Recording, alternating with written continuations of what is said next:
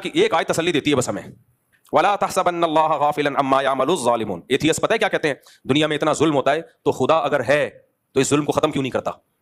یہ جو ملحد لوگ ہیں نا, خدا کے منکر ہیں, بہت دلیلیں دیتے ہیں, اتنا کچھ دنیا میں لوگ بھوک سے مر رہے ہیں, اتنا کچھ ہو رہا ہے, تو خدا کہاں ہے. ایک طرف وہ کہتا ہے میں ماؤں سے زیادہ پیار کرتا ہوں, دوسری طرف وہ خاموش بیٹھا ہے. تو ہم ایتھیسٹ سے کہتے ہیں کہ تمہیں لگتا ہے وہ خاموش نہیں ہے. وہ پکار کے اس نے اپنی کتاب میں کہہ دیا لا تحسبن اللہ غافلا عما یعمل الظالمون. ایسے ہی تسلی دیتی ہے نا یہ آیت.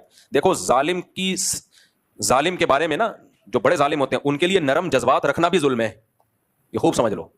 بعض دفعہ آدمی جب بالکل ہی غیرت لیس ہو جاتا ہے نا, جیسے ڈاکوؤں کو لوگ پکڑ کے چھوڑ دیتے ہیں کہ ہائے ہائے بیچارہ, تو ڈاکو کو تو جس نے چھوڑا ہو نا اس کو نہیں چھوڑو, پھر کبھی بھی اس کو کبھی نہ چھوڑو, کیونکہ یہ ڈاکو سے بھی زیادہ پتھر دل ہے.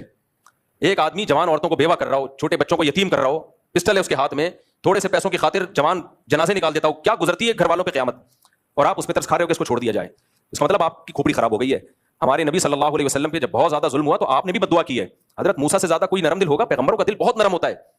بالآخر حضرت موسیٰ نے بھی بد دعا کے لیے ہاتھ اٹھائے فرعون اور حامان کے خلاف, کہ جو بھی فرعون کے دربار لوگ تھے ان کے خلاف حضرت موسیٰ نے بھی بد دعا کی. تو اللہ نے حضرت موسیٰ کو ملامت نہیں کی, بلکہ کہا قد اجیبت دعوتکما, اے موسیٰ تیری دعوت کو میں نے قبول کر لیا, تیری دعا میں نے قبول کر لیا. تسلی دی کہ مریں گے یہ.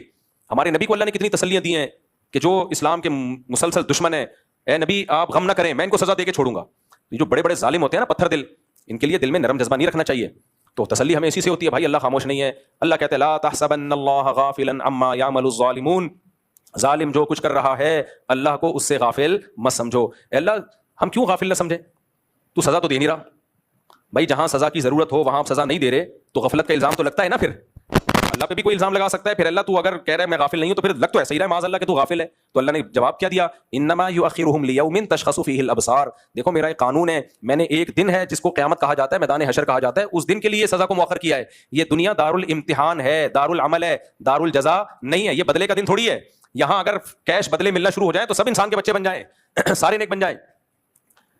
تو اس لیے کیا بات, یہ سوات والے واقعے کی طرف پتہ نہیں کیسے چلا, بات کیا چل رہی تھی, جلدی سے میں اپنے اصل موضوع کی طرف آتا ہوں. یہ بات یہاں کیسے آ گئی بھائی؟